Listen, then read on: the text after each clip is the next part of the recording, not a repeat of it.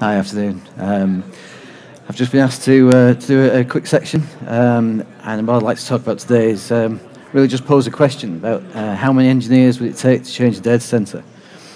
This is something that's taken over the last 2 months of my life over at Transform Medical Group.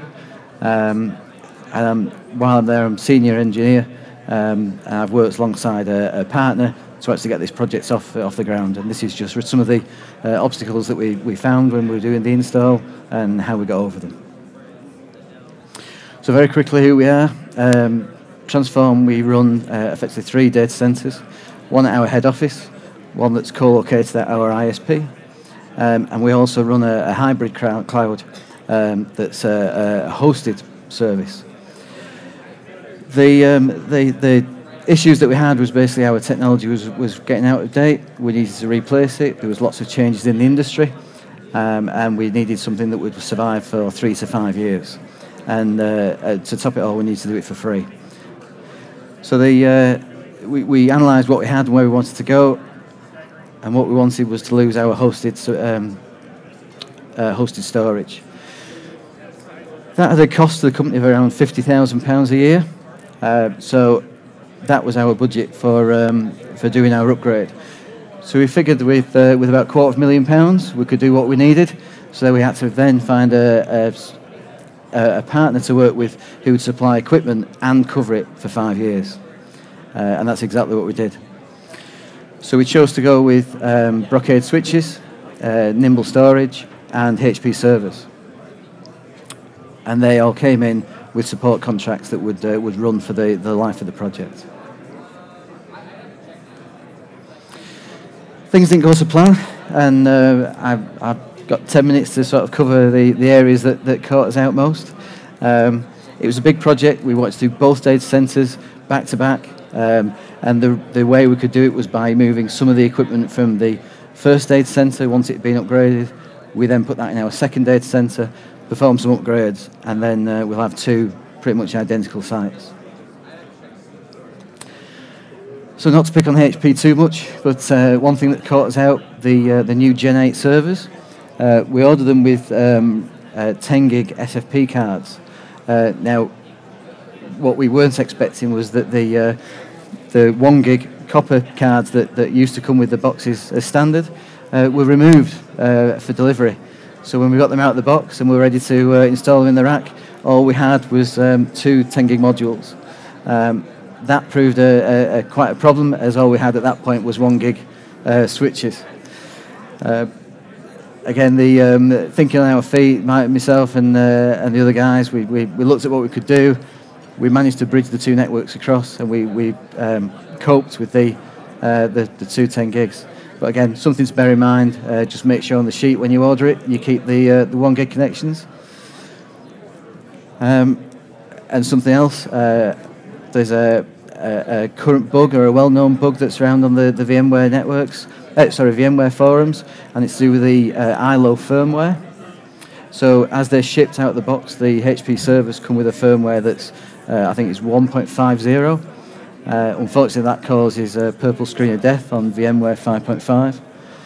So the first week of installation, we had 2 or 3 random purple screens, and then finally decided it was the ILO that was the problem. So again, easily fixed, but much better to be done before the systems actually go in. You start doing something useful with them. Simple firmware update fixes it, but I expected it out of the box. So we went for Brocade. Brocade switches were excellent. 6730s is what we chose for our core, and we're going to run a pair. One of the things that we didn't realise when we ordered them, and did fairly quickly, is they don't support legacy NICs. And in their opinion, legacy NICs is anything less than 1 gig. So the ILO cards that were in the machines didn't register. I'm not sure whether that was again related to the firmware, but we've ended up using our edge switches to handle our ILO ports. And we had a couple of items that we had at the data center that we needed to plug in that were 1 gig only.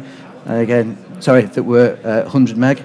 And again, no connectivity direct into the core. Maybe we should have checked it, but we managed to get past that problem as well. A bit of a VMware issue. We had 60 VMs across our 2 data centers, and we were doing one data center effectively in the first 2 weeks, and then the second data center in the following 2 weeks. So we're on a fairly tight schedule. We were moving from virtual standard switches to VDS switches in the new data center. This was all going to be in physically the same building, but we decided to build a second cluster so we could do HA testing and failover testing without affecting the production network. What we found was that although the shared storage was fine, the migration path of a VM from a standard switch to anything else that's not in the same cluster is a bit of an interesting task. So I managed to migrate the machines, but there's a number of different steps to get through to get from one cluster to the second cluster. Standard switches were fine. You could power off, migrate to a new cluster, then repoint the NIC and power it back up. That was an easy one. Going from a standard switch to a distributed switch, as above, but in order to do the move, I had to have a standard switch configured at the second cluster. And then the migration happens, and then you can step back up the stack. And we did have a situation where we had a distributed switch in one cluster. We had to move the VM to the second cluster. Again, slightly more interesting, a reverse of the one above. So distributed to standard switch, to power off, to migrate, to standard, to distributed. A bit of a convoluted journey, and I believe that a lot of this is fixed in vSphere 6. Because all the documentation I look for is beta or to be announced. So I think this will be fixed in the next, maybe next quarter or certainly in 2015. One of the consequences of the shuffle round that we did was we ended up with some ghost NICs. So not all our machines, but some of the ones that we've moved have ended up with this. As you can see, there's a production NIC there that's greyed out and it's not listed anywhere. You can't remove it via the GUI. We're pretty sure it's in the VMX file, and it'll just need a bit of digging around, and once the machine's offline, we can make that change out of production hours. So what did we achieve? Well, we went from the mess, or the back of the rack that you can see there, which was all plenty of cables and lots of servers, and something that looks much neater.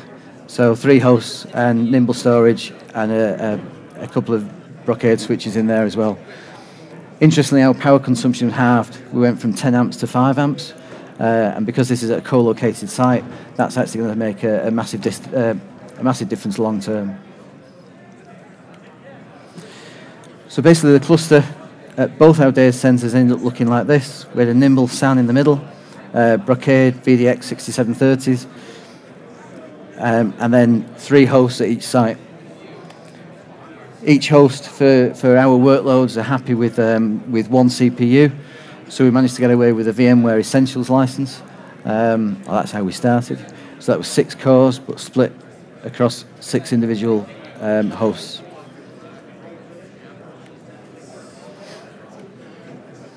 So again, what did we actually achieve? Well, VMotion was amazing. So 4 terabytes of live data was moved over the weekend. Nobody noticed, even though we do run fairly 24/7 network. It was the quietest time of the day, but it worked without issue. We migrated 60 VMs, 30 at one site, 30 at the second site. We removed about 1 kilometre of cable. Everything was Cat5, and we replaced lots of it with fibre connections. And we have 2 stacks now of ICX, Brocade ICX switches, and then they just cable out on sort of 20 or 30 metre fly leads. And we've ended up with a 10 gig core switches at each data centre. Massive improvement on what we had, and everything that we've installed has come with 5 years maintenance, so we've got nothing to worry about. And we're at the VeeamOn conference, so one thing I need to say is that the upshot of what we did was some fantastic performance figures. It's hard to see, but we're shifting over 300 megabytes per second.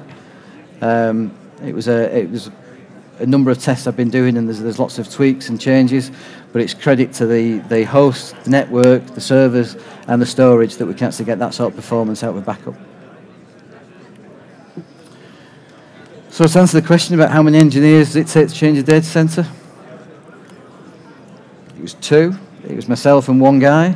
We reckoned it was about 480 hours over 4 or 5 weeks, and lots of interesting puzzles which kept us going all night.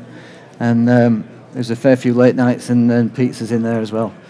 But that's me wrapping up. Please follow me on Twitter. My tag is @Nick Furnell, and I have a personal blog site there as well. Thanks very much for your